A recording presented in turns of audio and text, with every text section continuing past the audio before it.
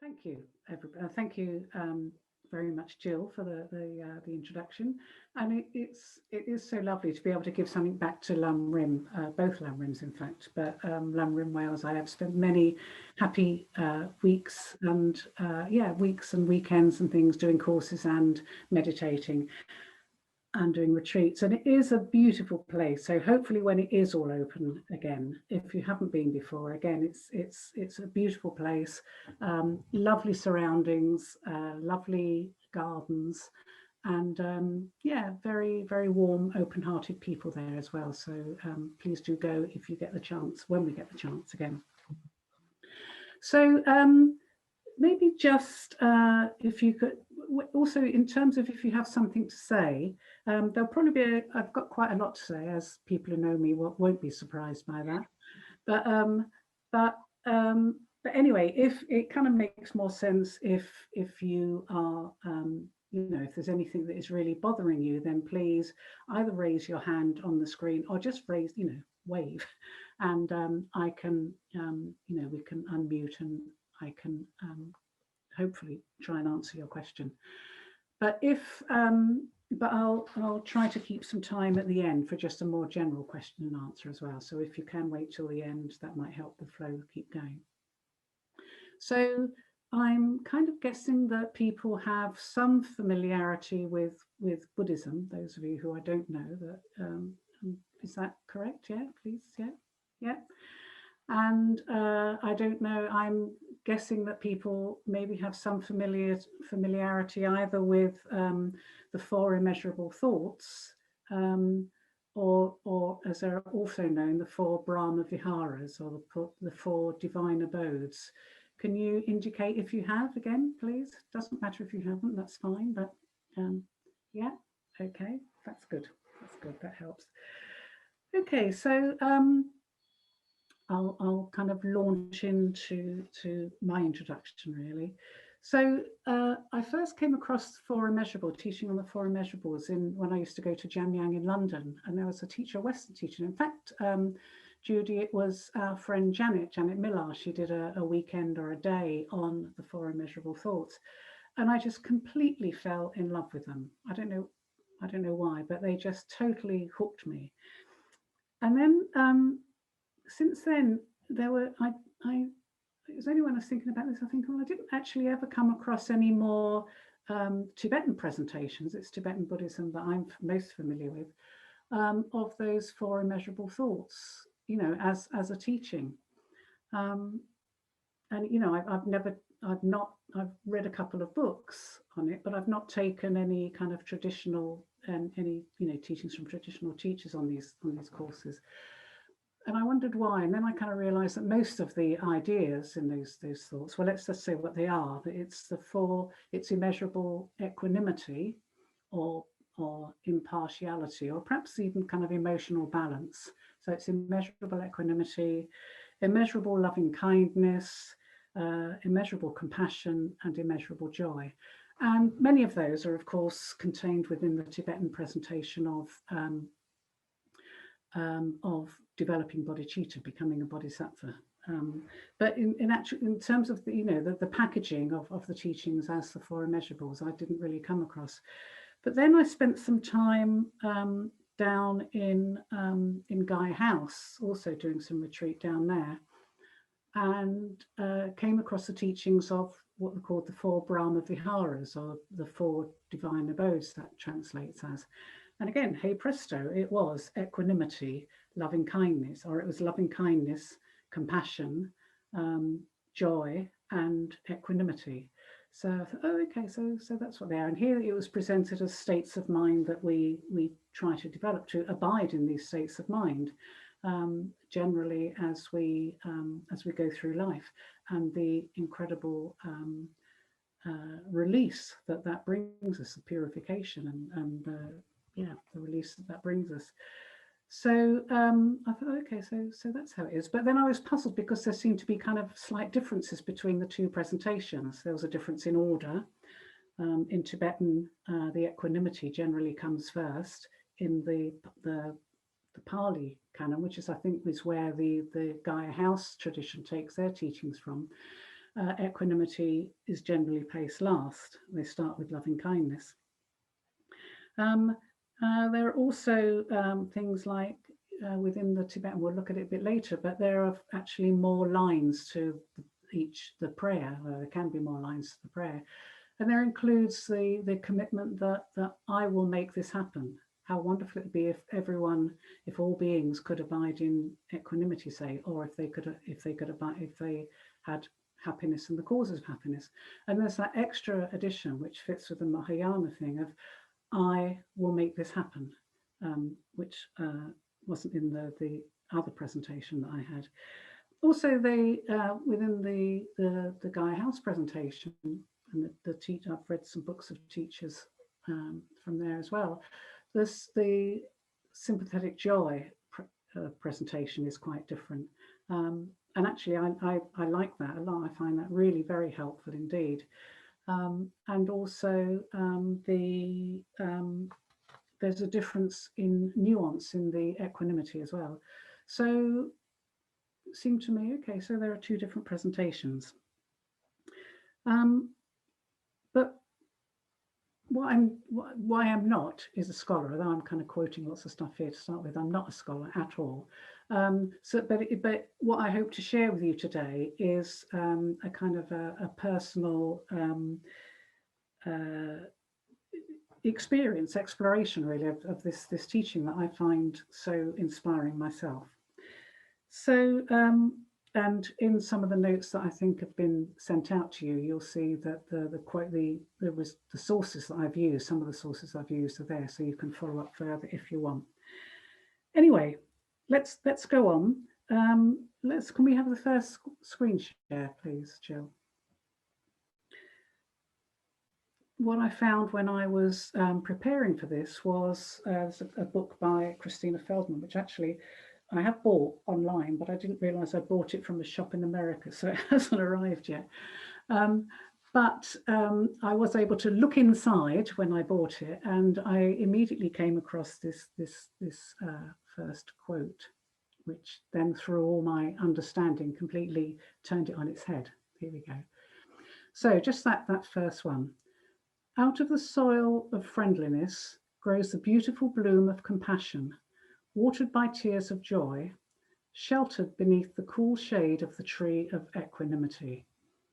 So beautiful, beautifully put, I think. Out of the soil of friendliness, as is loving kindness, that is often translated also as friendliness, grows the beautiful bloom of compassion, watered by tears of joy, sheltered beneath the cool shade of the tree of equanimity.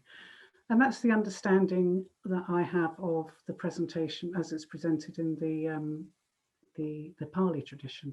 However, that verse is created by Longchenpa, who's a 14th century Tibetan Nyingma Lama.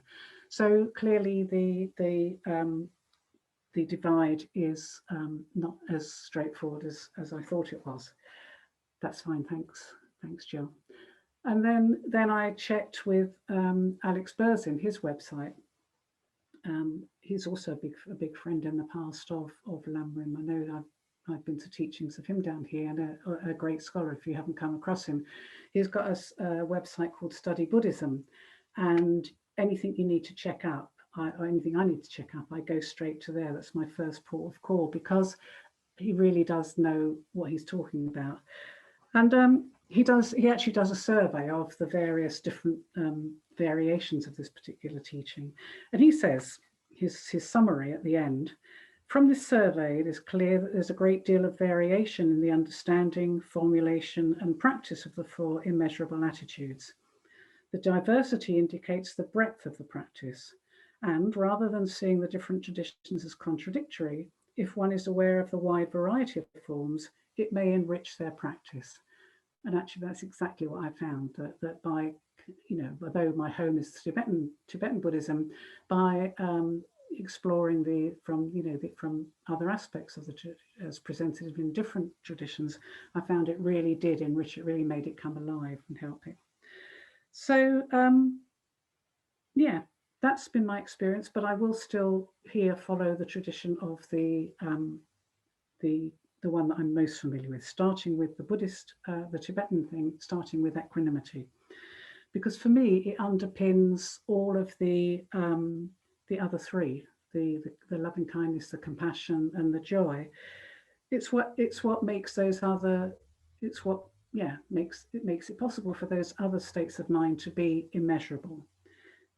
By immeasurable meaning excluding no one. And it's key with that. So I think it's good to get that clear at the start, even though it's not as kind of sort of sexy introduction as loving kindness maybe, or not quite so good for the marketing. I think it's important, and I think it is actually really, it's really very interesting to go into as well. That's my introduction. I said I talk a lot, sorry. But let's go into, let's set ourselves a motivation now, and also we'll do some prayers and do a little meditation together on, beginning with about the Four Immeasurables to start with. Just to say as well, before we go into it, although it's a long session, 2 hours, I'm planning to have a break at about 5, a tea break for about 15 minutes, so that we can, it won't be too heavy, and then come back and carry on. And I'm also hoping that we'll plan that we will do some meditations within, so it's not just all me speaking. You'll be pleased to know. So if we could have the prayers up to start with.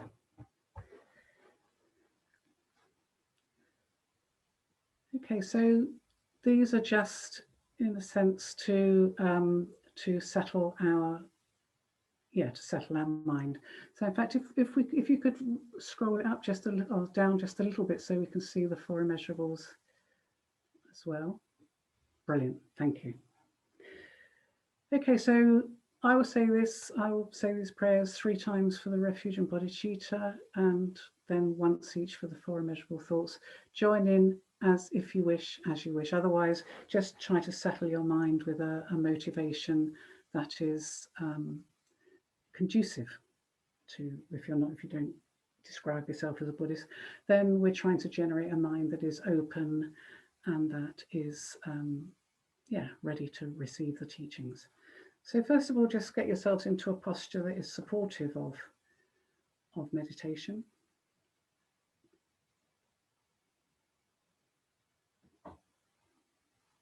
I'm guessing you've all meditated before, so I won't give too much by way of explanation, but just settle on your breath for a while and think about why it is you've joined this meeting today.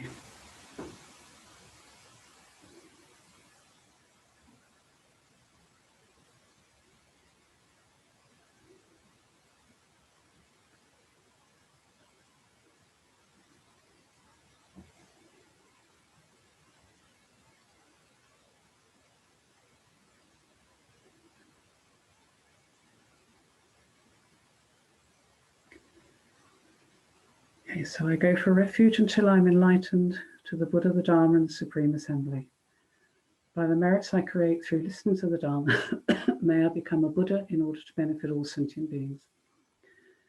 I go for refuge until I am enlightened to the Buddha, the Dharma, and the Supreme Assembly. By the merits I create through listening to the Dharma, may I become a Buddha in order to benefit all sentient beings. I go for refuge until I am enlightened to the Buddha, the Dharma, and the Supreme Assembly. By the merits I create through listening to the Dharma, may I become a Buddha in order to benefit all sentient beings. So we'll pause at the end of each line just to think about what we're saying. May all sentient beings have happiness and the causes of happiness.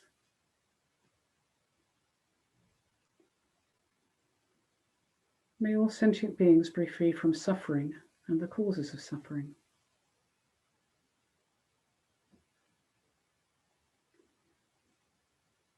May all sentient beings be inseparable from the happiness that is free from suffering.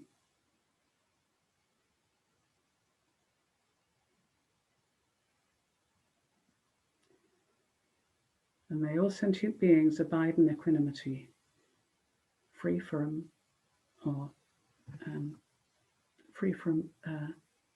attachment for friends and hatred for enemies, or unaffected by is another way of putting it.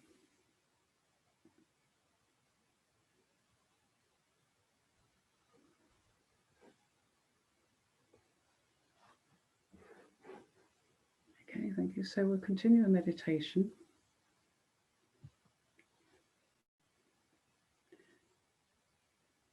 Those 4 lines of the Four Immeasurables are, I say, a motivation that we often use.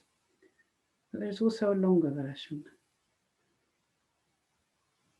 where we say, how wonderful it would be if all sentient beings were to abide in equanimity, free from or unaffected by hatred and attachment, not holding some close and others distant.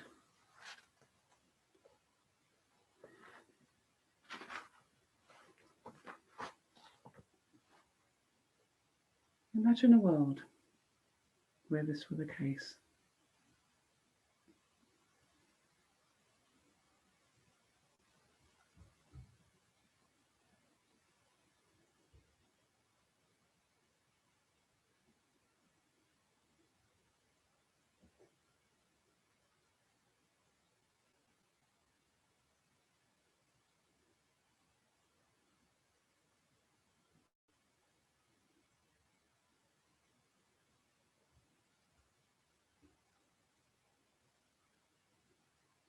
Generally, we're drawn to certain people. We shun others or dislike others, hate others.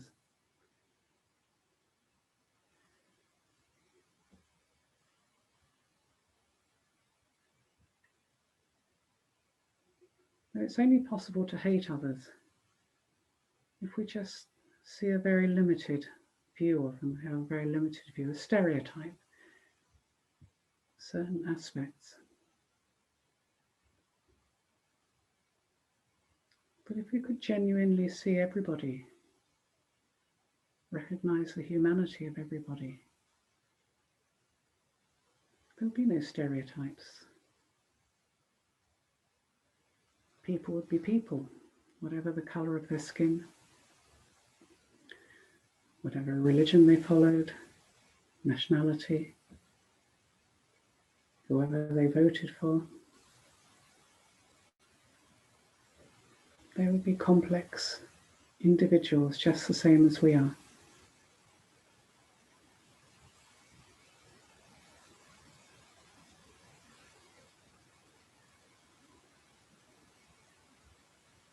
And actually, without stereotyping people, without putting them into categories of other, different, dangerous, frightening,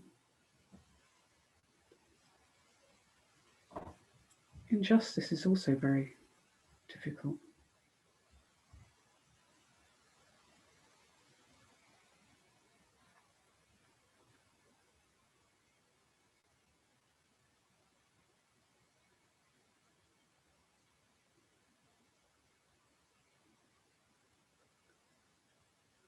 And if we truly recognize the humanity of others, of all others, at a deep level, then wars become impossible.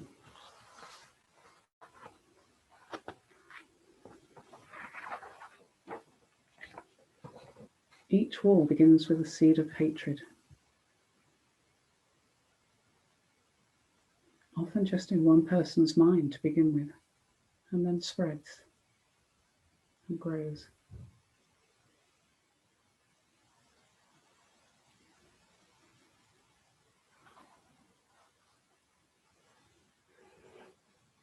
So try to really picture a world where we all recognize our basic humanity.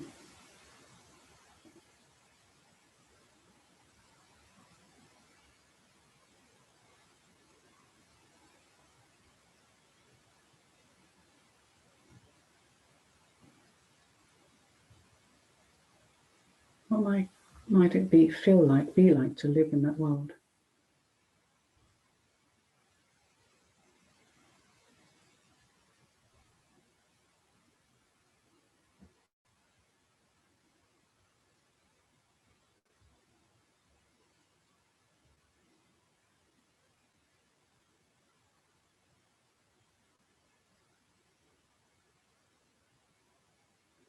In a world like that, can recognize actually that we are all in it together, this life, this planet. There's no such thing as my problem or your problem. The problems that we have can be faced and solved on the basis of the good of the whole, leading to greater harmony, social cohesion, justice.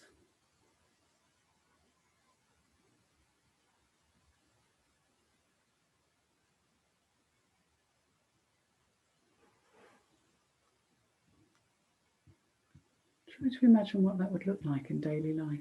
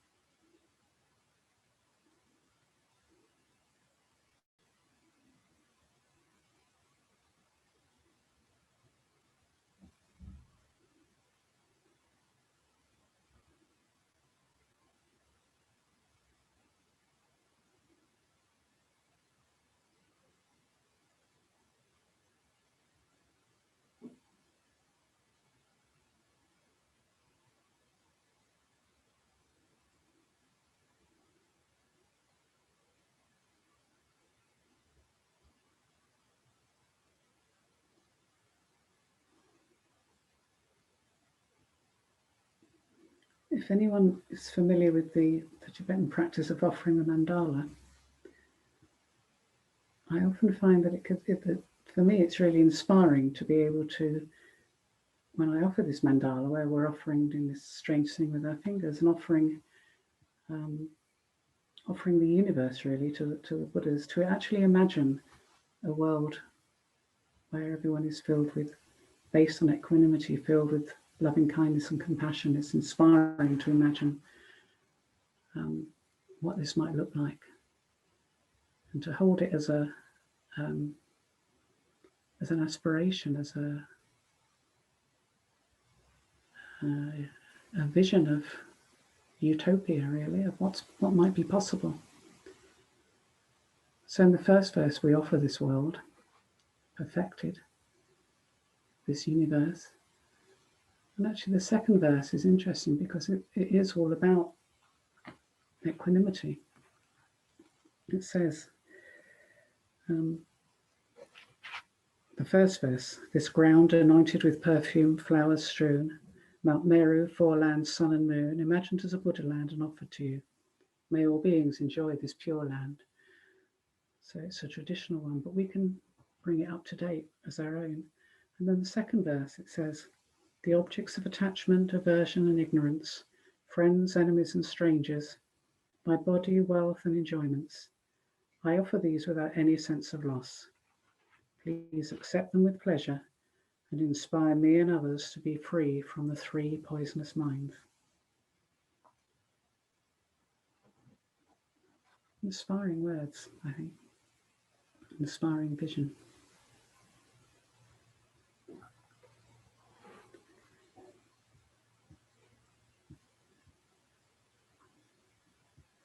Okay, so if you'd like to just relax the meditation.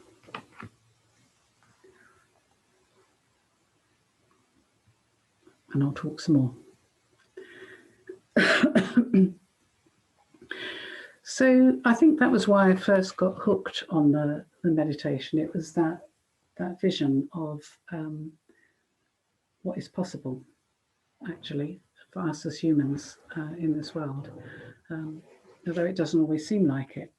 But and also sort of a vision of way to go, of how to get there. And equanimity, as I say, to me is the basis. So what do I mean by equanimity? And in the various books and readings I came across, there are things like Sharon Salzberg in her book calls it the gift of equanimity. Impartiality is another one. It's just, balance is another one. There are elements of acceptance in there, of non-judgment. In that lovely original verse, it talks about the cool shade of equanimity.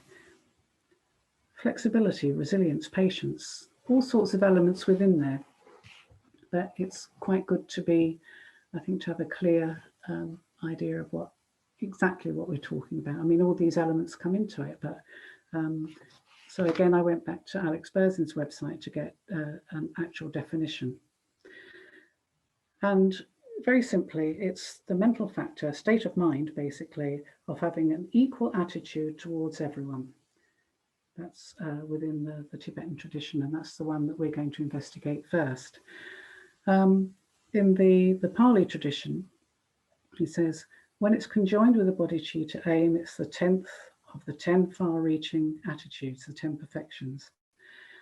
An attitude, he says, with which one doesn't expect anything in return for one's help, being indifferent to pleasure and pain, and to any benefit or harm that one might receive.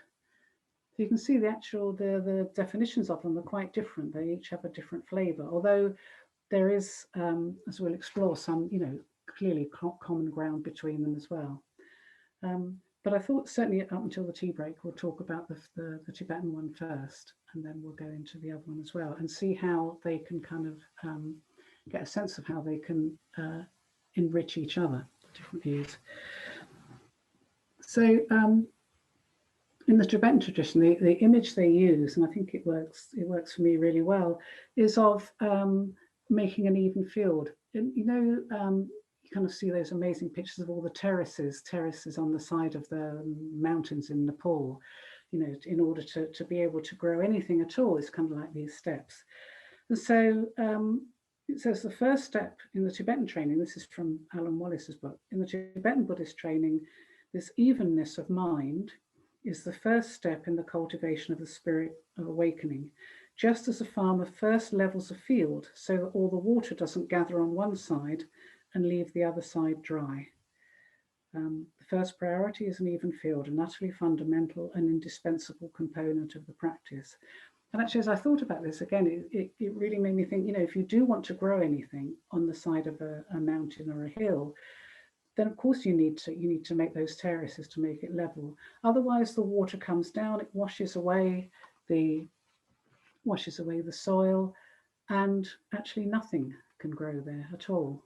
So for me, that is, that kind of explains why it's the equanimity is the bedrock of immeasurable love, compassion, and joy.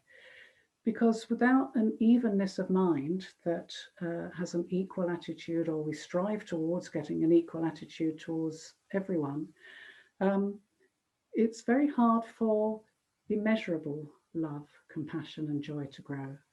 Of course, we have love, we have compassion, we have joy in other people's. But the immeasurable aspect, the aspect that excludes no one, where we want everybody to be happy, excluding no one, where we want everyone to be free from suffering, even those people who don't vote the same way that we do, look the same as we do, live in the same country that we do. We want them all to be free from suffering, equally free from suffering. And we want to rejoice in all of their happiness and all of their,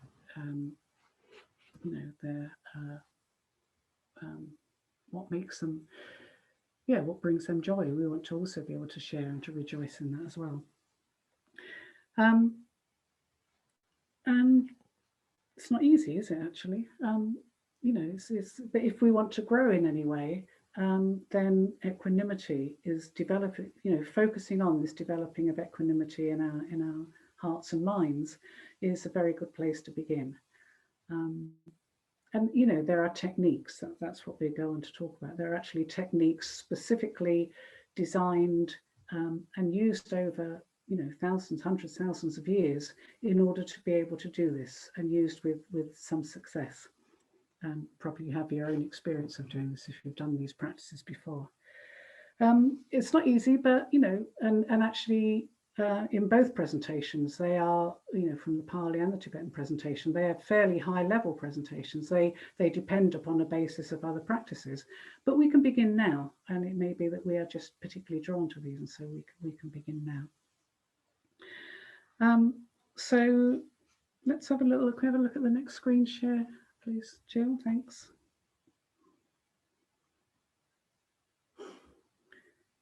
So it's that verse, the longer verse from the longer prayer that we had. That's it. So how wonderful it would be if all sentient beings were to abide in equanimity, free from hatred and attachment, not holding some close and others distant.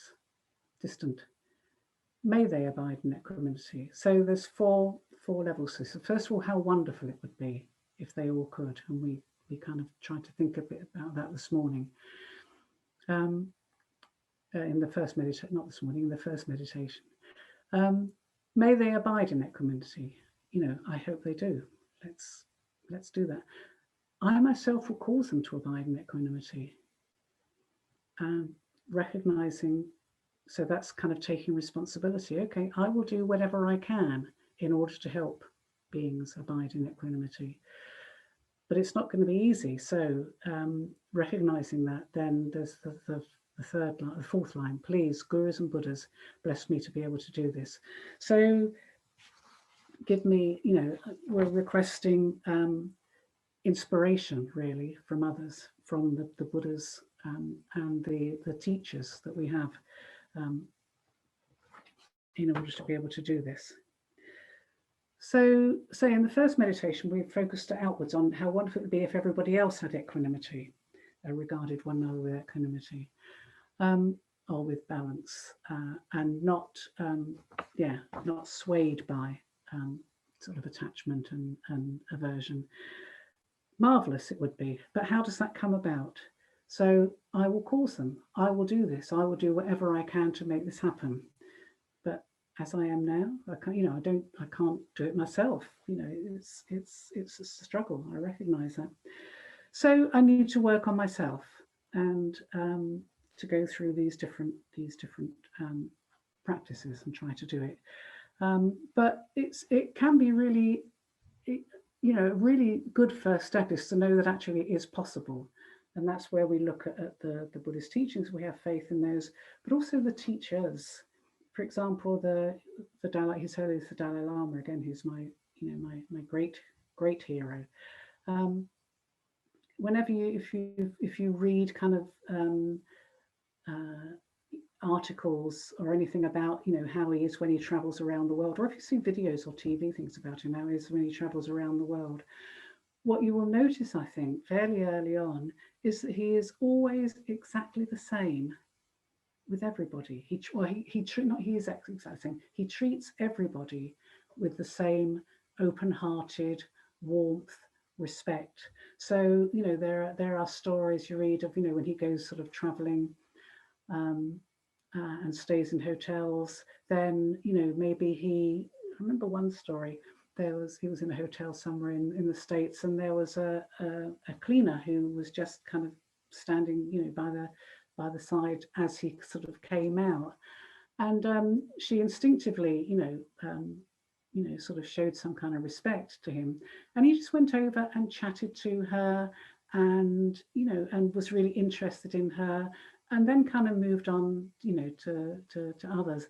And the next day, like, she told all her friends how wonderful it was. So next time he came past, there was a group of about 5 or 6, so he chatted to all of those.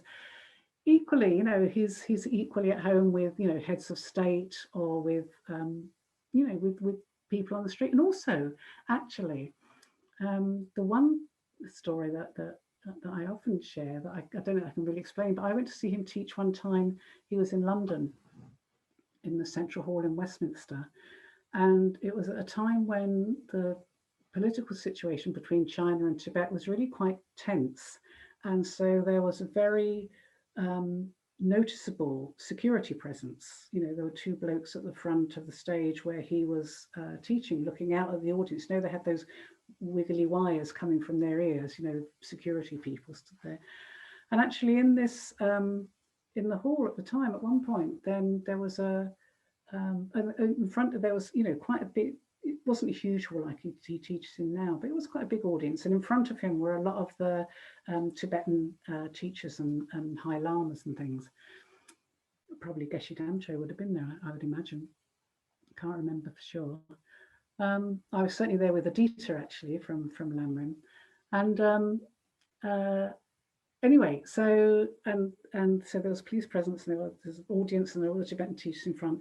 And then there was a sort of a kerfuffle from the door behind me. I was quite high up, looking down. And there was somebody who came in, and it's the sort of person who often sits next to me on the bus, you know, kind of shouts and mumbles and is, you know, is clearly very, very disturbed and, you know, not in a good place. And everybody that, you know, the security, you know, are completely tensed up. All the Tibetan teachers is incredible in front. Some sort of stood up in order to kind of like, you know, shield His Holiness with their bodies, kind of thing, between them. It was very, very interesting, just split second. But what I saw, and I don't know how to explain it because I can't see that I saw it, but His Holiness, instead of kind of, everyone else was kind of frigid and tense, and he kind of turned towards this person, like this kind of open-heartedness. And it felt like I could see, although I don't see how I could see, but this great wave of love come towards this person who was shouting and, you know, was clearly quite disturbed, and no one knew what was happening, and kind of, I don't know, kind of reached him. I don't know, I can't kind of see it then. And then this person became completely disarmed and said, "Oh, Your Holiness, we need people like you. We need people like you." Quite extraordinary.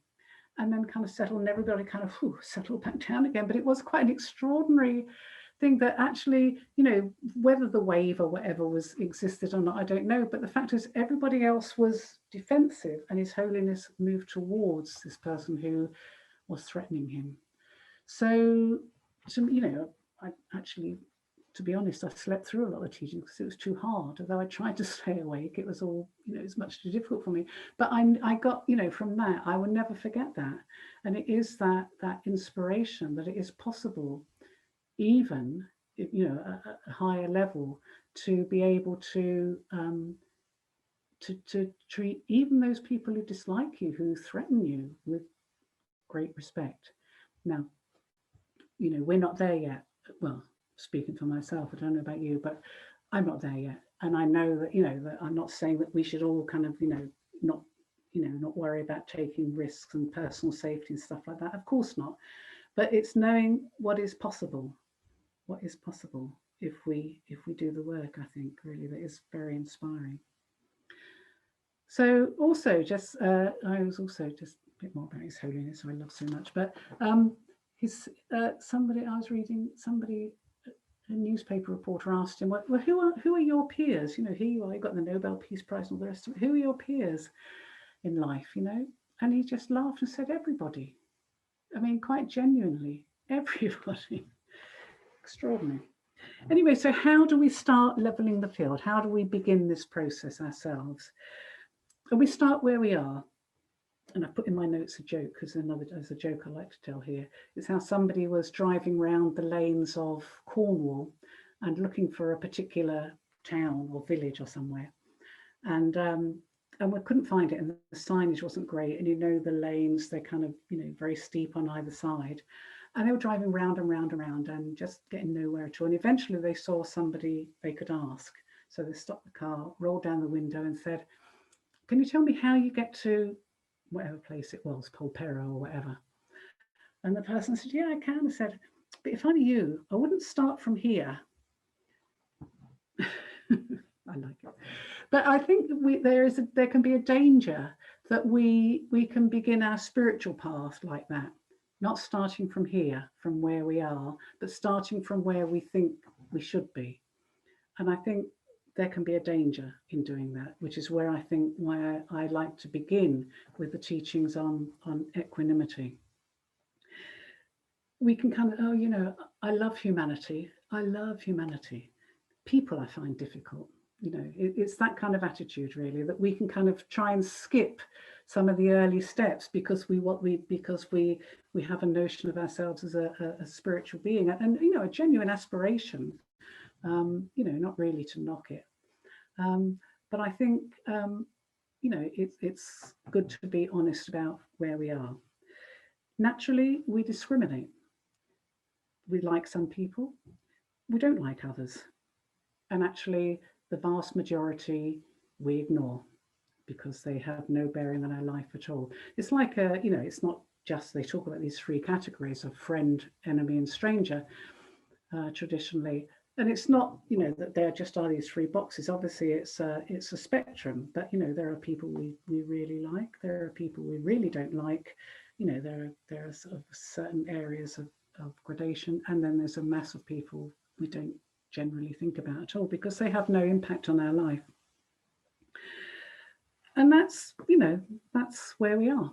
And in itself, it's not so much, it's not really a problem. I mean, I'm naturally closer to my mum than I am to the Prime Minister of New Zealand, even though I really admire Jacinda Ardern and think she's doing well. Of course, I'm closer to my mum. That's where we are. But I think if we can acknowledge our feelings of like and dislike and indifference, but we don't have to be ruled by them. And that's why I like, I've kind of a couple of times put in the thing of, instead of, where are we? Instead of free from hatred and attachment, unaffected by, well, free from hatred, yeah, but unaffected by aversion and attachment, you know, sort of close. Because we recognize that they exist, that they're there. And in fact, you know, if you know those who kind of familiar with the done sort of mindfulness, the Vedanas, you know, those feelings that, you know, they, whatever we do, you know, there is always a very subtle feeling of attraction or aversion or indifference a lot of the time. But we don't have to be ruled by it. You know, we can kind of take a step back. We can use our intelligence and remember our aspirations, and so we can think, yeah, no, I you know, I find this person difficult, but you know, they're a person. There are different reasons. Otherwise, there's a danger of spiritual bypass, what we call spiritual bypassing in terms of spiritual practice, but in life as well. Jill, you're a primary school teacher as well. I used to, when I was teaching, I used to sometimes work with as an advisory teacher for with children who were, you know, struggling in school, mostly by, you know, sort of behavioural problems and things like that. And so I used to sometimes go around talking to teachers about the particular kids and how they were getting on. And my heart would always sink when a teacher would say to me, which did happen quite a lot actually, oh, but I treat them all the same. I think, actually, yeah, you're laughing. You don't, actually. I don't. I didn't, you know. And actually, why should you? Children, you know, you've got 30 kids in your class. They all come with their own multiple different needs. They don't need to be treated all the same. Some people need encouragement. Some people need a bit, you know, and it's kids are just little people, aren't they? You know, some kids need to be, you know, given boundaries and so on. And actually, you know, to recognize that you have these different feelings, and therefore for those you know, there were kids in classes that I really liked, so it's very easy to be nice and encourage them, and there would be kids in the class that you know, got up my nose, same as anyone. And so, you know, it was my professional duty to recognize those feelings and to alter my behavior accordingly as far as I could. You know, and to make sure that I treated those kids that I didn't particularly like, who got up my nose, fairly, and smiled at them and encouraged them and praised them, actually work, even harder to be nice to those kids. And anyone who's had work, I'm sure, working with the general public, you know, in nursing or you know, whatever, you know, us driving a bus, you know, working in a shop, you know, you have a duty to bring that that sense of fairness to people. Um, and again, like as a teacher, it's not again, it's not just to lay yourself open or, you know, put yourself down on the floor as a doormat and walk all over me. You know, some children, some people do need boundaries, but you do it with a sense of respect and affection and kindness. So that's what we need to practice. How am I doing for time? Okay, not too bad. How do we do it? Yeah, so I just, yeah, how do we do it? Let's get on to that. What we're not talking about is apathy or indifference, as I say, of just letting anything go as it doesn't matter. You know, we still recognize that there are things that are helpful and there are things that are less helpful. But it's what we're working on is our mental attitude. Equanimity is a mental attitude. So if we work with equanimity, we're asked to sort of to examine our self-constructs, our thoughts, our judgments, our preferences, our feelings, to acknowledge those, to think about what they might be. So if our buttons have been pushed, to kind of look as well as, well, why did that bother me? It didn't bother, you know, this other person. Why? What is it about me? My views, my understanding, my expectations that were bothered by that. So we can look at, you know, we can bring ourselves into the equation, really. Where do these judgments and preferences come from? You know, we just kind of probably, you know, acquired them as we were growing up without necessarily even being aware of it. So we shine the light of our discernment onto them. Yeah, okay, no, that's what I seem to believe. Is it valid? Does it make sense? Again, be honest. We need to be, you know, sort of honest with checking. Why do I label this person a friend, this person an enemy, and this person a stranger? Even if I don't use those particular words, why do I react in these ways to those people? If we look at it, the suggestion is that it's because of the way they make us feel. Somebody who makes me feel uncomfortable or who treats me badly is an enemy. Somebody who, you know, I like, somebody who makes me feel good, who says nice things to me, is my friend. Somebody who doesn't have any effect on my life whatsoever, well, yeah, okay, fine, stranger. And we recognize that actually the feeling that it's actually not always reliable, these feelings. They're not always valid in the first place. Somebody may be being like, again, with the children are so much more honest than there, but, you know, if you're strict with a child, it may be, you know, that they turn around and say, I hate you, you know, you never let me do what I want, I hate you. But actually you are being a friend to that person. You're not being their enemy because you are setting them boundaries. You're helping to guide them. So they're not always valid. And they're certainly not always reliable, and certainly they change, you know, without even thinking about past and future lives, which opens up enormous possibilities if that's where we go along.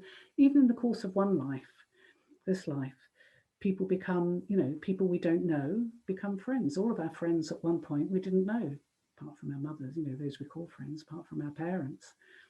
And people, you know, they were strangers at one point and they became friends, and they may become enemies, and they may become friends again. We know that these things happen. You know, these categories are not fixed and permanent, and yet at the time, the danger is that we believe that they are, that this is a genuine enemy, that this person is this stereotypes again. This person is like this, they're always like this, they always will be like this. And actually, even if they seem to be my friend in the past, suddenly when relationships break up and things like that, you know, you hear, I certainly heard people saying, well, they must never have loved me. You know, they must never have really meant those things they said because then they did this. Well, I don't know that that's necessarily true. You know, they may have done at the time. They quite possibly did at the time. It's just that things have changed and now they don't. But we, you know, we embellish, we super embellish the way things are and the people we are. And generally we reduce people to stereotypes, you know, nice person, friendly person, helps me. And if at one point they don't live up to that, well, if we like them, we'll kind of forgive them and make excuses for them. But you know, on the other hand, you know, maybe one day they'll go too far and then suddenly they're enemy, and then it's, you know, they're horrible, they've always been like this, they were just hiding it, I didn't know, or whatever. You get my drift, yeah? So yeah, so one technique they suggest is simply taking into account, so what are the causes and conditions that gave rise to this? So in a situation where somebody becomes our enemy or is our enemy, what are the causes and conditions that give rise to this? Why are they behaving like this? What might be the causes? We had an interesting discussion. We did something similar on Wednesday evening. You know, why is the Prime Minister? Why did he make those decisions when he made those decisions? You know, which you know, many of us thought were the wrong ones. You know, because of his you know, because of all sorts of many, you know, different factors. We know from our the teachings on karma, all sorts of things come together to create the situation that we're in. And actually at the root, at the fundamental root, which we'll look at in the meditation, is that actually all of our actions, for all of us, we all want to be happy and none of us want to be unhappy. And so, you know, we do things from that basis, we act from that basis, and sometimes we get it right and sometimes we get it wrong, and sometimes other people like what we do and sometimes they don't. It's painful. That's just the way it is. So we see the bigger picture, and we try to kind of, you know, bring this understanding to our to the situation we're in. And we do it in life generally. We can do it on the meditation cushion, we can do it in meditations, and that will feed into life. And also life situations, as we're just going about our daily business, can feed into our meditation. Okay, so I'm running over, but never mind. Let's just before we go to tea, I can come back to this and speed up a bit. Can we watch the video clip, 3-minute video clip related to people that we dislike, and how we can bring our understanding to this and yeah, change our way of thinking. Thank you.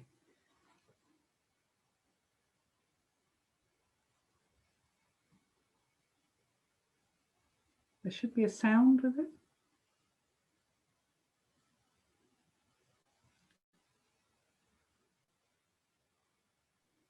Okay. Thanks. I'll just go back to the beginning.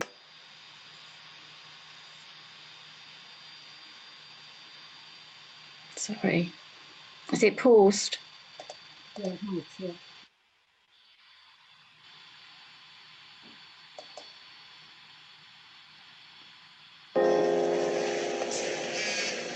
These people have a lot to talk about. Is that the same They one? just don't know it yet.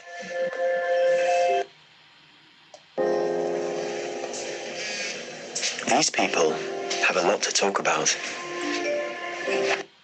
Sorry, Lynn. Has that moved on?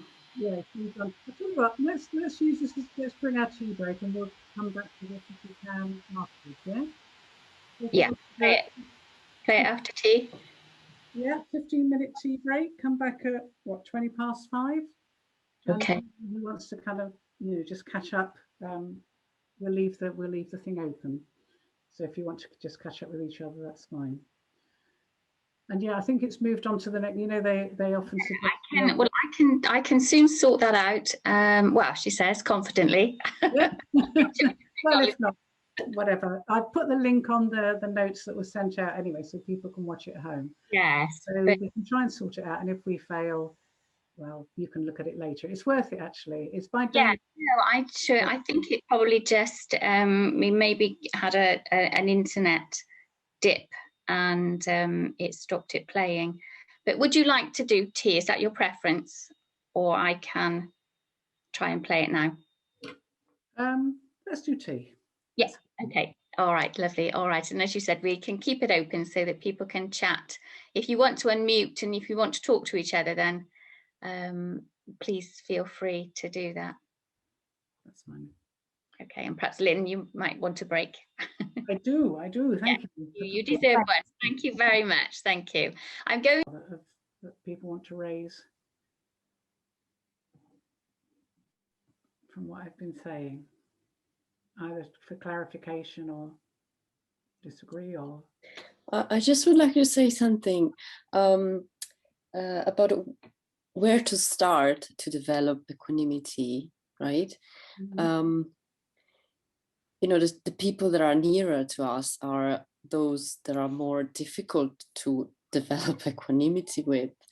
So, you know, it's very easy to develop equanimity for strangers and for people that are very far away from us. So, I don't know, maybe you can say something about this. How much should we push ourselves to develop equanimity with those that we love so deeply and annoys us as well so badly? Very good question. Yeah, they know our buttons. Yeah, I think we did kind of talk about this on Wednesday as well, didn't we? A little bit. I think it is just recognizing, in my mind, recognizing that when we are with somebody who is really close to us and they are really pushing our buttons, or they're just not living up to our expectations or whatever, that we're not seeing the complete picture. In fact, a very dear friend of mine once, quite a few years ago now, was going through a difficult time with her husband. And the way she was describing his behavior, I didn't recognize him at all, because he's actually a really nice bloke. He's really, really nice bloke. But what she was saying were all the things he was doing wrong, the things that, you know, that he didn't do what he used to be doing, and, you know, he wasn't living up to her expectations in all sorts of ways. And, you know, clearly they were it was a difficult time for both of them. And so he was manifesting behaviors that he hadn't necessarily manifested before because of the situation. And she kind of, you know, she was seriously on the point of leaving. And, you know, we said, okay, you can, but, you know, that will have repercussions, that will hurt you, him, you, your daughter. And she said, well, what would a Buddhist say? She finally got around to. And I said, well, what a Buddhist would say is that you're not seeing all of him. You're seeing just like a cartoon image of him at the moment. You know, think back to the time when you first met, when you know, all those wonderful times and things that you've done together, that you've had together, and remember those. And you know, recognize, is he really this person, or is this all you're seeing? This person who just sits in front of the telly all night or whatever, is that all there is to him? Anyway, I don't know. She kind of, you know, took it on board, and they are still together many years later. So I'm not saying it's all due to that, but just by knowing the fact that when we dislike somebody, we project an image. We project this cartoon, two-dimensional image, and that's all we see. And everything about us seems to reinforce that. But actually, that's where we use our intelligence. You know, where we come back and say, well, that isn't all that he is, or they are. You know, they are also kind. They also, you know, generous. Remember that time when, you know, he went to all that trouble to, you know, for my birthday, and you know, that time when we thought we were going to crash, and his first instinct was to put his arm across to save me from the, you know, sort of hitting the dashboard and things like that. You know, it actually comes up in the introduction to the meditation as well that we're going to do, but we don't ever see the complete picture anyway. But when we are overtaken by dislike or by you know, extreme attachment and extreme neediness, the other extreme, then we are seeing a very, very two-dimensional picture. So it's just talking to ourselves, I think, would be one thing in that situation, and thinking about, you know, why is it they might be behaving like this now? What are the causes? And is there anything that I'm doing to contribute to this. If you can have a conversation, then maybe that's time to start a conversation by yourselves or with help, you know, depending on the situation.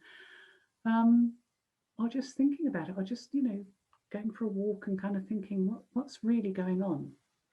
What was the, what are the causes and conditions that gave rise to this?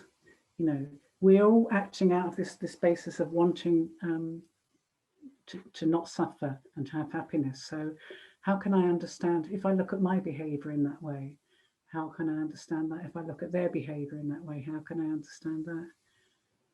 I don't know. Maybe does that help a bit? Yeah. Okay, thanks. Okay, so let's go to the video then, and watch again. Thank you. Thanks, Jill. Yeah. Yeah. Let's see if I can. Thanks. Okay, so just like in as Joe Cox said, the murdered MP, we have more in common than divides us, but we just need to look beyond those the obvious, the superficial. Okay, so we talked initially, or I talked about how to deal with people we find difficult, and then there's the other extreme, which I'll just briefly mention now because I've overdone it a bit. But you know, our friends, you know, friend, enemy, stranger. Just as we overbalance, we can be overbalanced in terms of you know, people we dislike. It's not always so obvious, but people we like, you know, we can also be suffer from extremes. We can be overly attached, which is based on neediness or codependence. So we're not saying that we should be indifferent or cold or not care about people, or that, you know, that we should, you know, if our mum walks into the room, we say, "Oh, hello, madam, how can I help you?" You know, of course, you know, we care about people. What we're trying to do is just base in the same way, just recognize here is a person with their own needs, their own wishes, their own life experience, their own karma. And, you know, they will behave in certain ways. And, you know, if we are close to them, you know, we want to help them to be you know, to do that as far as we are able to do. Not that we totally need to self-sacrifice ourselves, but as far as we are able, then we do that. And within the Pali, we're kind of moving across now, the Pali approach. One of the things they say actually is, you know, within the meditation they suggest is that we repeat these phrases, and it's all beings are owners of their karma. Their happiness and unhappiness depend on their actions and not on my wishes for them. Which can sound, especially if you've been brought up in the Mahayana tradition, it can sound a bit cold or a bit indifferent. But I think actually it's based in wisdom. We can help people as much as we can. We can offer advice, we can offer suggestions, but we can't demand that they take that advice or those suggestions, or that they be the way that we want them to be. They do have their own stuff to work out, you know, their own approaches to life. But they're, you know, and so, I mean, if that sounds a bit cold, Sharon Salzberg in her book offers various other phrases which make it sound, you know, to me anyway, I'm more comfortable with these phrases. I will care for you, but I can't keep you from suffering. Or, I wish you happiness, but I can't make your choices for you. So, for example, you know, if you're a parent who, you know, has a child who's, you know, into drugs or into trouble, you know, you do the best you can. Of course you can. Of course you do. But, you know, you have to, you know, part of being that honesty that we need to bring is recognizing there are limits to what we can do. Yeah, that's that. Yeah, so that's that. And when it comes to stranger, then I think I would just say there's nothing quite like the power of caring attention, just noticing people, actually, just noticing who is the person who sells you your newspaper every day, or your bread, or the milk in the corner store, recognizing them as a person, looking them in the face, noticing the person you give money to, well, used to in the old days, give money to in the street, look them in the face, as well, and recognize that person. Makes a huge difference on both sides, I think. Okay, so that was just a brief, speedy rundown of the Tibetan Buddhist approach, the Tibetan approach. Let's do a meditation now. Actually, one of the meditations that they prescribe to help with this. So, if you'd like to settle yourself in a position that that supports a meditation again.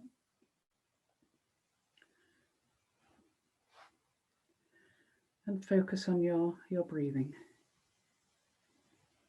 to anchor your attention.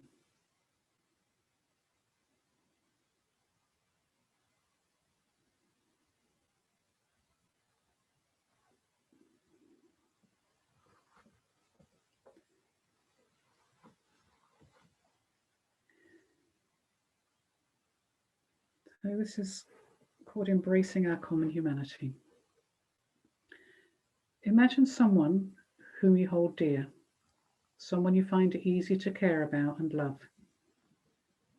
This could be a family member, such as a young child, an aging parent or a grandparent, or a close friend. For some, it could be a loving pet. Don't just think about the object of your affection in the abstract. See if you can get a feeling for their presence.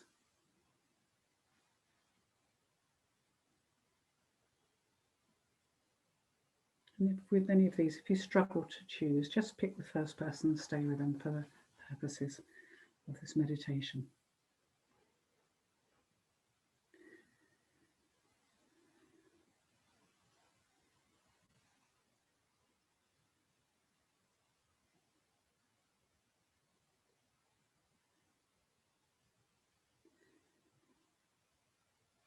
Notice any pleasant feelings that arise within you as you picture this dear one.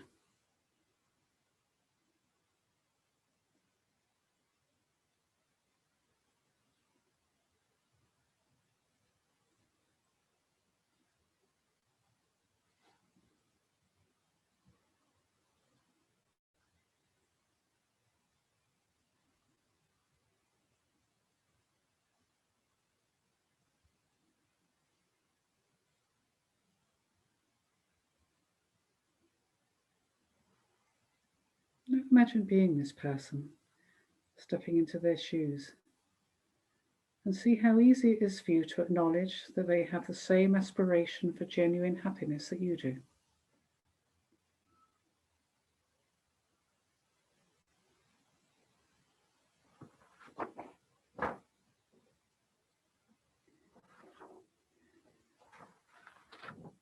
Reflect. Just like me, they wish to achieve happiness and avoid even the slightest suffering.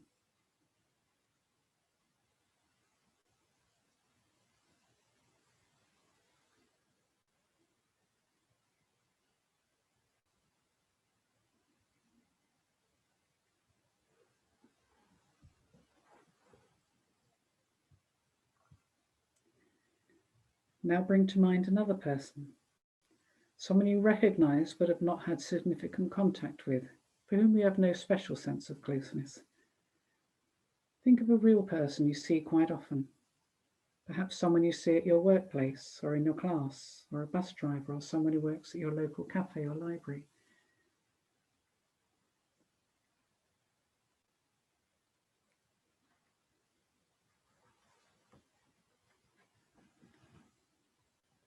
Notice the feelings that may arise in you as you picture this person. And see how these feelings may be quite different from the ones you felt in relation to your loved one. There may not be any feelings, in fact.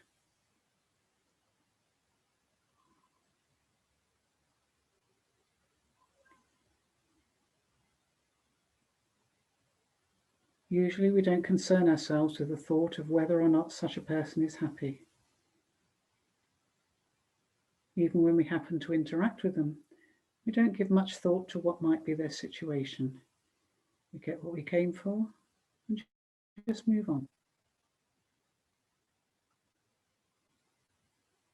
But now, Try to imagine being this person. Imagine their life, their hopes and fears, which are every bit as real, multi-layered and diverse as your own.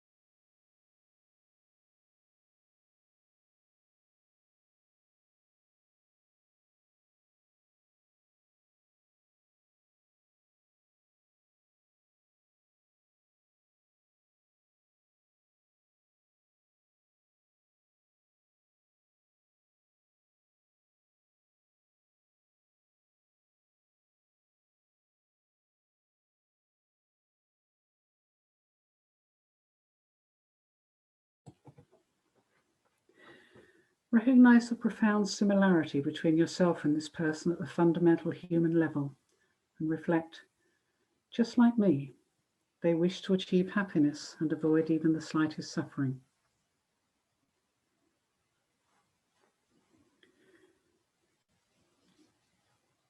Next, bring to mind a person with whom you may have some difficulty, someone who irritates or annoys you, someone who may have done you some harm, or someone you think takes satisfaction in your misfortune.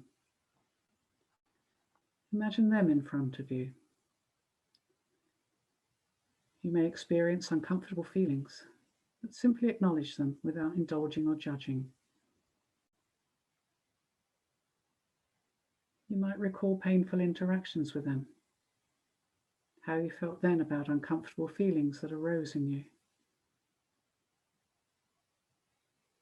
Don't suppress the feelings, and don't reinforce them by trying too hard to accurately recall those exchanges. Then they said, but then I said, so on.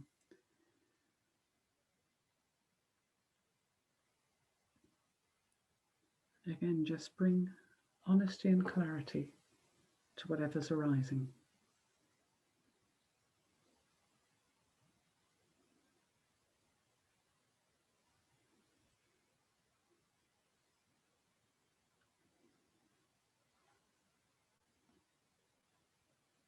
Now put yourself in this person's shoes for a moment, recognizing that they are an object of deep concern to someone.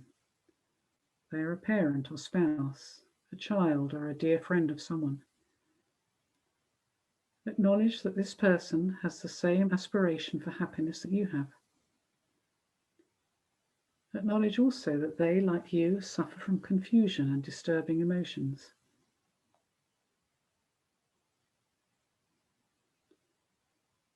Let your mind remain in this awareness for a little while.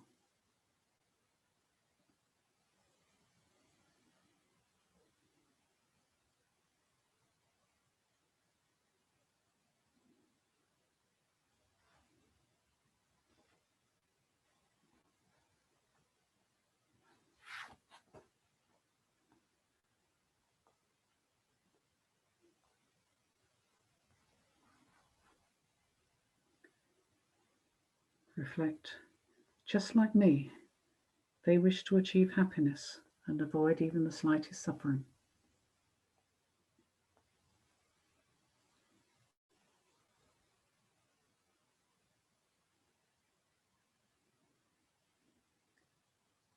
Finally, imagine all three people together in front of you and reflect on the fact that they all equally share a basic yearning to be happy and free from suffering.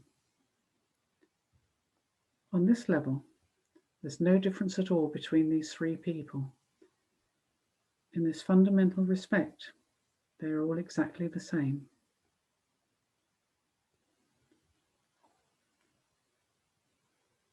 See if you can relate to these people from that perspective, from this basis of the aspiration for happiness that we all share.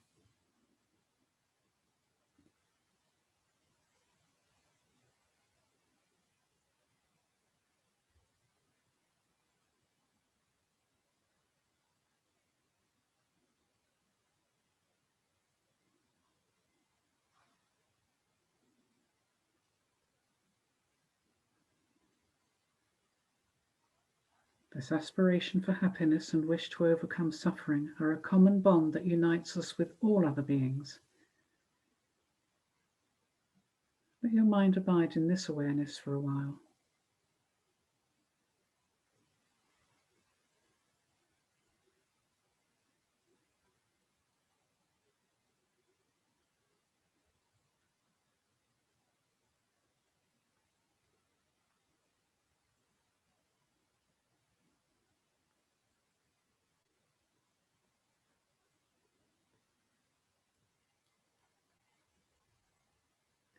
With this deep recognition that the wish for happiness and the wish to overcome suffering are common to all, silently repeat this phrase.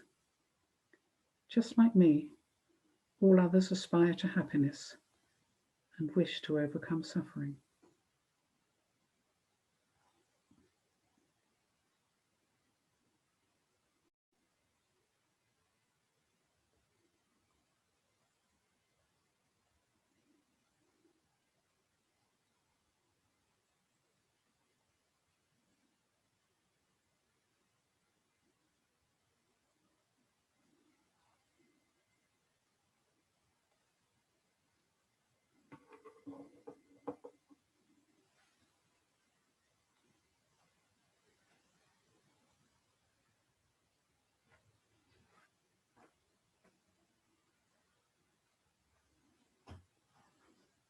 Just to close the meditation, it's clear to say that none of this means that we shouldn't discriminate. On a practical level, it is necessary. Naturally, we feel closer to some people and are wise to keep our distance from others. This isn't a contradiction. The point of the meditation is to develop equal concern, equal regard, equal respect for everyone, whether they help or harm us at this point in time. And to see that our present discrimination is based on arbitrary, mistaken, and very changeable labels.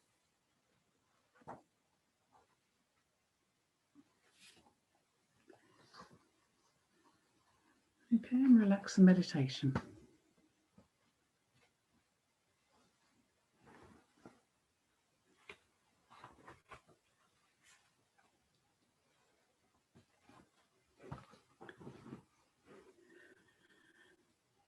Okay, so so in my notes, I was going to go, I've got the thing back going into the second explanation of equanimity, which is, where are we? In the definition. The attitude with which one doesn't expect anything in return for one's help, being indifferent to pleasure and pain, and to any benefit or harm one might receive. However, I don't think we've got time to go into that this time. So given that this is a series of 4 altogether, I think I might begin, I'd rather give the time over now for discussion and then begin the next session with that, that presentation. And I'll try to keep it shorter next time. So I think it's important to discuss. So I hope that's okay with everybody. So if you want to ask any questions or challenge anything or share any experiences from life or meditation, then please raise a hand now.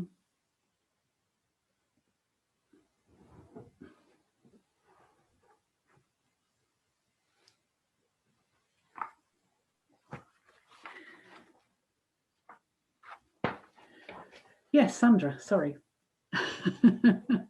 Unmute, yeah. Do you want to unmute? Yeah, thanks. Yeah, I liked the fact that you put that, added that little bit on the end of the meditation, about how sometimes we need to keep our distance from some people for whatever reason that might be, and it could be for personal safety or whatever. And I think it's important to recognise that, because otherwise you can get, like you mentioned earlier, didn't you, about, you know, it's all kind of, it's not all rainbows and you know, all wonderful. I mean, the idea is that we are working towards that equanimity towards others, being open to that. But we have to be realistic as well, don't we? I mean, and I enjoyed that. I like the fact that you made that clear at the end of the meditation. Thanks. Yeah, no, thanks, Sandra. Actually, that was St. Kathleen MacDonald. I took it from her book, as you recognise. I was wondering where it was from. Yeah. But it's true, isn't it? You know, we are not saints ourselves, and there are people who we need to keep safe. I think the crucial point of this, the whole equanimity and on all of these, well, all of Buddhist teachings, to be honest, is that what we're doing is we're working with our mind. Our behaviors may not change, you know, outwardly. We may still keep our distance from people, but what we are learning to do, trying to do, is to not get into that thing of, oh, they do this, they always do that, they're the person, they're the enemy, they're evil, they are nothing other than that. You know, we had this difficult situation, they treated me in a way that caused me pain and was difficult and, you know, was reprehensible. But at the same time, they are a confused human being full of delusions, and at that particular time those delusions were manifesting. And I don't want to risk that happening again, so I will, you know, keep my distance. Fair enough. Absolutely. It's to do with our mindset. And as you know, I think we've had in previous discussions, once our mindset, we can't actually change anybody else. You know, it's not possible. Neither is it even probably valid, ethical to, you know, to try and change somebody else, to be honest. But we can change the situations with which we are with other people to a degree. And the only way we can do that is by working, or the key way we can do that is by working with our own mind and recognizing here is another human being who has screwed up, you know, has done this thing. I can, you know, be clear. In fact, it can make it easier because it's not personal. It's you know, okay, it's personal. It's they've done something to me. But you know, it's the problem is within them, in a sense. It's their delusions, it's their minds. And in fact, you know, the teachings say, you know, it doesn't make sense to hate the person, you hate the delusion. That's what Shantideva says, isn't it? You know, just like if somebody was hitting you with a stick, you don't hate the stick, you hate the person who's wielding the stick. Or, you know, and you know, the analogy is you know, it's the anger that makes the person, or it's the delusion, or it's the confusion, or whatever, the jealousy that makes the person behave. So we should dislike, you know, focus our dislike on anger, jealousy, all those negative states of mind, and do what we can in our own case to try and overcome them for ourselves. So that in that situation, it may be, if we are continue to have something to do with those people, then the situation may be easier because we're not feeding into it. But just generally, we're not adding, you know, we're not adding more anger and negativity to the world by you know, giving back as good as we get. And you know, all that we learn, we can then help share with other people. You know, we can't teach people how to be, you know, how to overcome anger if we haven't done it ourselves. So we can see in the context as well. Yeah, thanks, Sandra. Yeah, thanks, Lynne. Yeah, and just adding to that, because we were talking a little bit about this on Wednesday evening, weren't we? And I think just building onto that, you can create a distance in a respectful way. You know, you don't have to be nasty about it. You can create it and still, you know, be respectful to both yourself and to the person. But the crucial thing is it just stops you being entwined with it all, and you know, nips it all in the bud. You can get on with your life, and you know, picking up on what you said earlier, Lynn, it stops you trying to bang your head against a brick wall trying to change that person, you know, because at the end of the day, if they're so inclined, they'll do that themselves. You know, it's their work, not yours. Yeah. And you know, that can take, well, if I speak personally, that can take, it has taken me with this one particular person, it took me quite a long time to work that out. And once I'd worked that out, it was such a relief, you know. Just let it go, you know. Yeah. Don't go there. Don't go there. That kind of, you know. Yeah. So, and that can all be done respectfully. You know, you don't have to have guns blazing, do you? Even though you might like to. Yeah. No, I mean, you know, we probably have that habit, don't we, of that just proliferating, and you know, they did this and they said that, like in the meditation, and then we get other friends, and and they did that to me, and they did this and they did that. You know, what is the point? You know, it's like waggling a loose tooth, isn't it? We just keep going back to it. So that's where our you know, any mindfulness practice we have comes in, because we kind of think, why am I doing this? You know, who's suffering here actually if I do this? You know, they're not aware, they're completely oblivious of my mind, but I'm getting myself in a real state here. You know, I'm making myself suffer. So we can practice, learn to let it go, and it's not easy, but you know, it is possible, I believe. Yeah, thanks. So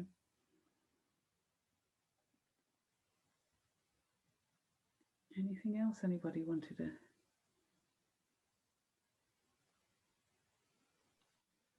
I mean, it is one of those practices, isn't it, that is it's good to do stuff on the, I don't know what sort of practice people have, you know, but it's helpful obviously to kind of think about these things and discuss them and to do the meditations. And sometimes we do the meditations that are absolutely fine. Other times we do the meditations and it comes to the difficult person, you think, no, I don't want to. You know, if we're trying to see their point of view, no, I don't want to. I really don't. So that can be really helpful, because then that, you know, we recognize where we are, where we're at with it. And when we work on that, well, okay, why not? What is, you know, what, going back to, I think, what, you know, one of the earlier points, let's look at our own, in that case, let's look at our own prejudices and views and beliefs that we're holding on to so tightly here. Yeah, Jill, yeah. I just thank you for sharing the story about the Dalai Lama and how he responded in a very different way to everybody else. So rather than being on guard and on, you know, sort of actually send out love, presumably, to that person. And yeah, I know what you mean about his presence. It's incredible, isn't it? I was fortunate enough to be in London, in Wembley, with my mum actually, and we spent 3-day teaching, and just his energy in the room after he left, you know, we just didn't want to leave because his presence, his energy is still there. It's amazing. But that was leading me on to thinking about, you know, would it be wise for us to think about practicing having a positive response and a loving response to people to whom it's perhaps easier to do that with, so that becomes our norm, as much as, you know, we're not perfect, we're not going to be perfect. If we practice that with people that we come across in life, that when we come across somebody very difficult, we're already in that state. We're already used to not responding, or responding more positively to people and their different personalities and quirks. Does that make sense? Yeah, it does. Very good point. And that's actually the approach, you know, that I remember learning from Gaia House. You know, they were talking about being in, if we develop loving kindness in particular there, I think it's easy. The equanimity is the basis. And then there's, as you said, those other loving, compassionate states of mind. You know, they call them divine abodes. What we aim to do is to develop them so that they are our default mode. You know, that's the state of mind that we are generally in. you know, and we'll come on to those, the teachings that help us kind of, you know, with loving kindness, seeing the good in people, only looking for the good and not, you know, looking, carping and doing all the rest of it.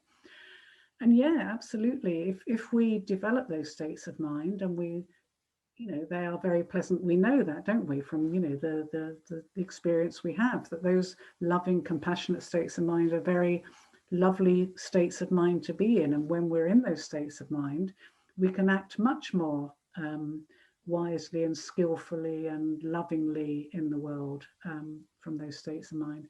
And even and from within that, you know, if people do come in and you know, are difficult people, already we're receiving them in a different way, and we're perceiving them in a different way as well, isn't it? You know, it is good. So with any of these practices, yeah, great to start small, you know, to start where we are to start with. And then again, it's something I often quote, but, you know, do the best we can. And if we want to grow, do a little bit more, not massive more. Don't kind of set ourselves this huge target of perfection, but, you know, just do a little bit better, and try to keep that loving state of mind, that, you know, and you know, the other positive qualities, generosity of accepting this person might be having a bad day, this, you know, this particular time, something like that. And practice, and it does get easier, doesn't it? Anything that we practice gets easier. Shantideva again, there's nothing that gets harder with practice. I think always to I always notice when someone that I don't know, maybe a shop assistant or just somebody in the street, when they're kind to you, when they just do a small tiny gesture or just speak so nicely to you. I was in the shop the other day and just popped in, and this young guy came in. Well, we'd actually parked too close to each other, and we sort of looked at each other. One of us had to move, and I sort of said, "Oh, shall I move, or I'll wait for you to come out of the shop because no one will be able to get by." And we had this little exchange anyway, and that was nice. And he was very pleasant, and so that made me feel nice. And then I went in the shop, and he got in there before me, and he suddenly did this little dance. And he said, "Oh, it's just the most amazing day, and I am so happy." And do you know, that just lifted my own spirits, just his happiness. It was catching. And you know, we had this lovely exchange. I'd never met him before. I'll probably never see him again.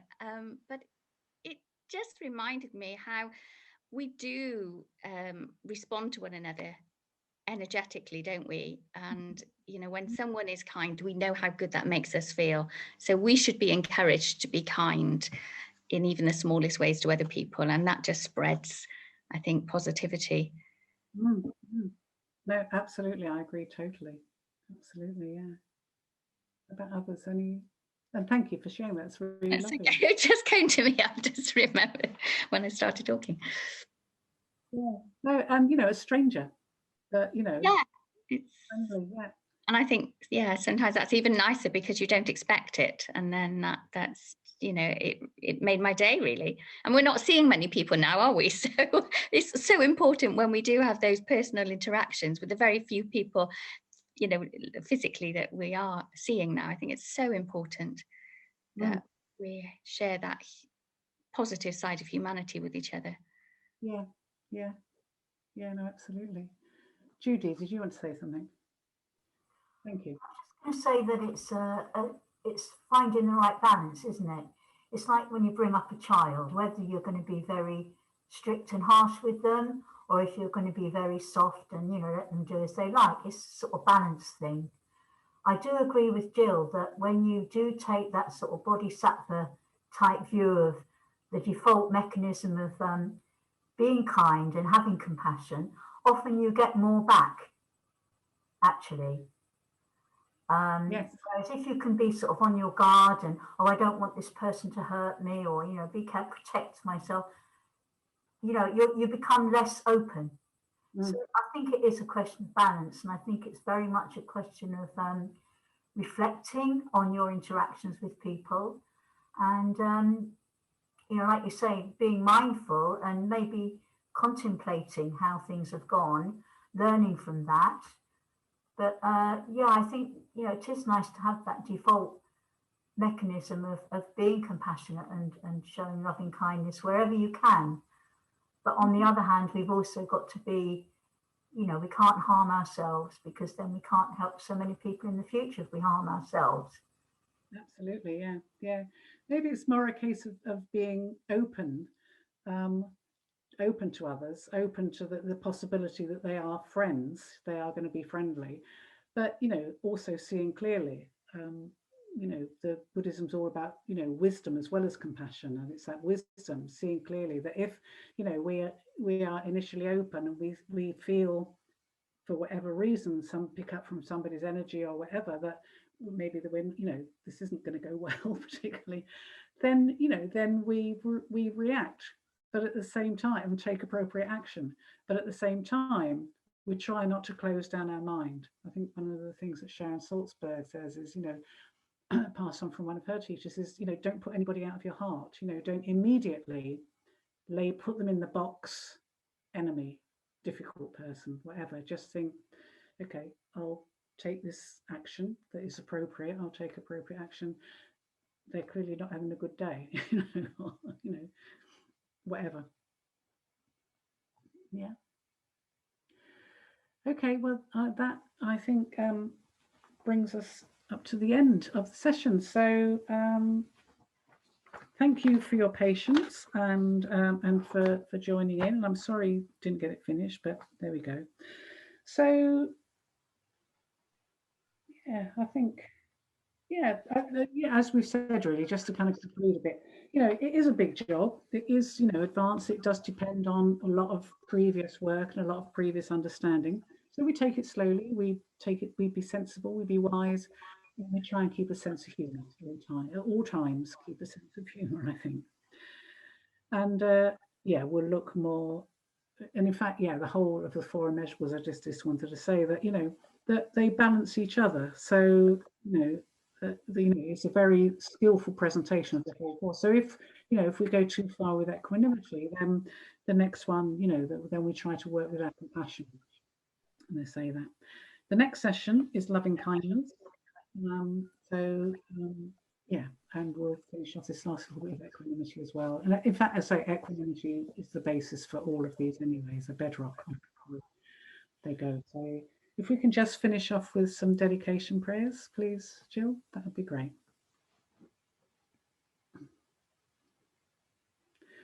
So dedication is just a way of recognizing, you know, the energy and the activity we've been involved in, and to help it to last, and reminding ourselves of why we're here. So join in if you wish, otherwise just think about great things we've been doing. So due to the merits of these virtuous actions, may I quickly attain the state of the Guru Buddha and lead all living beings without exception into that enlightened state. May the supreme jewel bodhicitta that has not arisen arise and grow, and may that which has arisen not diminish, but increase more and more. Okay, thank you. Yeah, and thank you, everybody. Hope to see you again, but, you know, that's up to you. It'd be lovely if we can. And yeah, we'll continue this exploration.